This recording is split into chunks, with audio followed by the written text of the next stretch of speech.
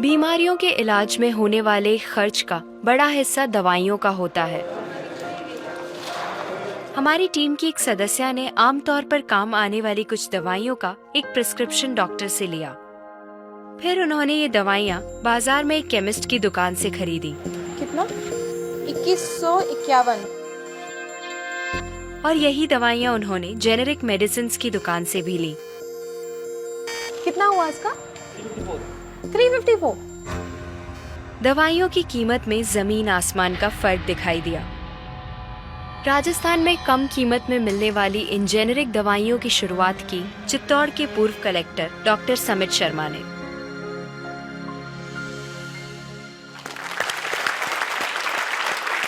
Doctor समित, मुझे बताइए कि ये कैसा मुमकिन है कि हमारी जो कॉरेस्पॉन्डेंट थी वो वही दवाइयाँ उन्होंने 2000 कीमत में उनको मिली एक दुकान में, और जो जेनरिक मेडिसिन है उस दुकान में जब गई तो उनको कम में मिली, 300 में मिली। ये कैसे मुमकिन है?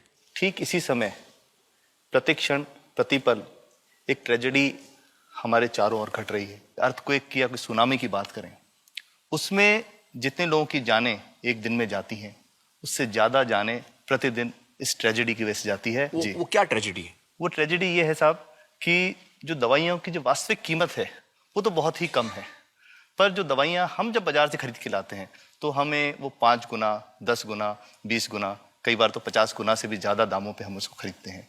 जैसे हम भारत में अगर देखें कि 40 करोड़ से ज्यादा लोग ऐसे हैं जो अपने लिए 2 वक्त की रोटी नहीं जुटा पाते, तो क्या वो उस दवा को खरीद सकते हैं? बहुत सारे लोगों को इस वजह से दवाई नहीं मिल रही। यस, WHO कहता है कि स्वतंत्रता के 65 वर्ष पश्चात आज भी 65% of the Indian population lacks regular access to essential medicine. जो मेन दवाई है, जो आवश्यक दवाइयां हैं, वो उन तक नहीं पहुंच पाती रकम की वजह से। मुझे बताइए कि ये जो जेनेरिक मेडिसिन जो हम कहते हैं, अभी ये अंग्रेजी का शब्द है, इसको हिंदी में कैसे समझाएं? मैं आपको बहुत सरल भाषा में बताता हूँ। हाँ। तो ये जेनेरिक नाम जो दवा का जो मूल सॉल्ट है, जिसके अंदर जो दवा है, उसका नाम है, केमिकल नाम, उसका केमिकल नाम है। अब जैसे और उदाहरण अगर सरल करके बताएं इसको, तो जैसे ये लड़की दुबली पतली सी नजर आती है, तो मैं अगर डॉक्टर हूं, हाँ। तो मैं इसको ये कहूं 1 गिलास दूध सुबह, 1 गिलास शाम को पिया कर। पर चिकित्सा के व्यवसाय में दुर्भाग्य से हमारे देश में ऐसा नहीं हो रहा। हम ये नहीं कहते कि आप भैंस का दूध लेके आइए, हम कहते हैं कि वो रामू की भैंस का दूध लेके आना। यही ब्रांडिंग है। ये जब उसकी दुकान पे जाती है, वो कहता है 500 रुपए लीटर है, लेना है कि नहीं लेना। तो जो 30 रुपए की चीज है वो 500 रुपए में मिलती है। तो अगर मैं डायबिटीज की दवा ले रहा हूँ और अगर मैं ब्रांडेड दवा लेता हूँ तो मुझे कितने की पड़ेगी? जैसे एक 117 रुपए में भी है, 117 रुपए में मिलती है। अब और अगर वही चीज हम उसके जेनेरिक मेडिसिन के नाम से लें तो वो कितने की बनती है? वो मात्र 1 रुपए 95 पैसे में 10 गोली मिलती है।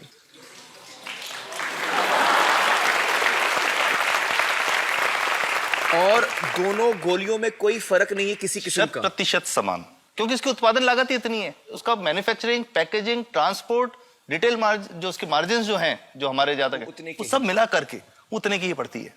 कुछ कैंसर के मैं आपको उदाहरण दूंगा, उसमें एक ही दवा जो ब्लड कैंसर के काम में आती है, बाजार में 1.25 लाख रुपए का एक पैकेट मिलता है। 1.25 लाख का एक पैकेट जो 1 महीने चलता है। और जेनरिक में वही दवा जेनरिक में अलग अलग कंपनीज जो बनाती हैं, एक 10,200 में बेचती है, एक 8,800 में बेचती है और एक 6,500 में बेचती है। मतलब ये आपका ये कहना है कि आपके ये प्रयास से इतने कम में राजस्थान में पब्लिक को, आवाम को ये दवाएं पहुंचा रहे हैं आप इस वक्त? जी, क्या बात है।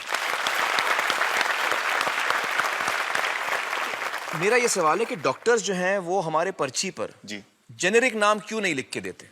क्यों लिखते हैं वो ब्रांडेड? जाने नहीं देंगे बाहर फिर? नहीं, सब जाने देंगे।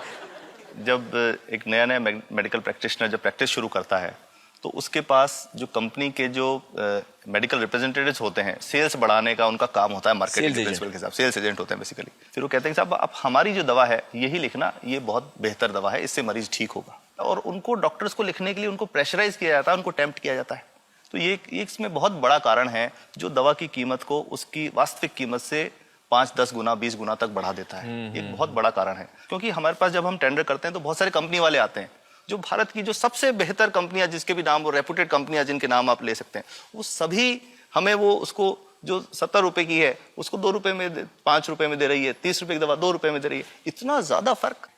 तो कंपनी तो दे सकती है और देना चाहती है और हमें देती भी है इतनी कम दामों में, हमें दे रही है ना, ये संभव तो है। अच्छा, मैं आपको बताऊंगा कि भारत से हम लगभग 45,000 करोड़ रुपए की जेनरिक दवाइयां प्रतिवर्ष विदेशों को निर्यात करते हैं। आप भेजते हैं दुनिया भर में जेनरिक, ये जो सस्ती दवाएं हैं आप विश्व भर में भेजते हैं। विश्व भर में हमारे लोगों को नहीं मिल रही। हमारे देश में महंगी है, हमारे देश में महंगी है, और अगर ऐसा है तो हमें कोई ईस्ट इंडिया कंपनी की जरूरत नहीं, हम वापस उसी दिशा में जा रहे हैं। आपने जब ये शुरू किया तो आपको कोई रेजिस्टेंस फेस करना पड़ा राजस्थान में? देखिए, जो प्रयास हम कर रहे हैं ये बेसिकली धारा के विपरीत बहने का एक प्रयास है जी। काफी थ्रेट्स भी हैं, क्योंकि इसमें माफियाज भी हैं, ड्रग माफियाज जो ऑपरेट करते हैं। और हम हमेशा ये बात कहते हैं कि हम 100 साल से भी पुरानी शोषण की व्यवस्था को बदलना चाहते हैं, पर हमने हमेशा डॉक्टर्स को दोषी नहीं माना। जी। सारे डॉक्टर्स बुरे नहीं है। 50-60% तो जेन्युइनली वो चाहेंगे कि गरीबों को कम कीमत पे दवा मिल जाए, वो चाहेंगे। और आज भी ऐसे डॉक्टर्स हैं जो अपने घर से सैंपल्स ला करके अपने जेब से पैसे निकाल के मरीज का इलाज कराते हैं। ऐसे डॉक्टर्स आज भी हैं। बिल्कुल सही। तो मैं इनको एक उदाहरण भी बताता हूँ कि कैसे हमारे जो काम वाली थी उसका बच्चा था छोटा, इंसिडेंटली हम कोई समय छुट्टी मनाने कोई बाहर गए। जब हम लौट के आए 10-12 दिन बाद, तो वो लक्ष्मी के साथ उसका छोटा जो बेटा था राजू, वो भी उसके साथ आता था जब, और मेरे बच्चों के साथ खेलता था, मेरे बेटे के साथ खेलता था। तो वो लक्ष्मी अकेली आई, राजू नहीं आया। तो हमने पूछा कि क्या हुआ, तो उसने जो बात बताई कि साहब वो उसको, आप गए थे, उल्टी दस्त हो गया था। उल्टी दस्त की बीमारी के लिए वो जब दवा लेने गई तो केमिस्ट ने उसको कहा कि इसके तो 400 रुपये लगेंगे। तो उसने कहा साहब मैंने खूब मांगा, मेरे पास 400 रुपये मुझे नहीं थे, और मेरा बच्चा रात को ही उसको दस्त आते रहे, वो खत्म हो गया। और मैं आपको ये कहना चाहता हूँ कि वो जो दवा लिखी थी कि वास्तव कीमत 1.5-2 रुपये ही है, तो वो बच्चे की जान बच सकती थी। 65 वर्ष के बाद भी अगर कोई बच्चा उल्टी दस्त से मर जाए तो मैं नहीं समझता इससे शर्मनाक बात कोई हम लोगों के लिए हो सकती है। और सबसे बड़ी बात कि इसे आसानी से बदला जा सकता है। हमें सबको एक समन्वित, एक संगठित प्रयास करने की जरूरत है। ये तो कुछ भी नहीं है, कोई नई फैक्ट्री खोलनी नहीं, कोई नई दवा नहीं बनानी, ये सब जो गलत चल रहा है इसको रोकना ही तो है। तो दोस्तों, डॉक्टर समित की बातों से हमें यह पता चला है कि दवाइयों का जो कॉस्ट होता है, जो उनको बनाने का खर्च होता है, वो बहुत ही कम होता है।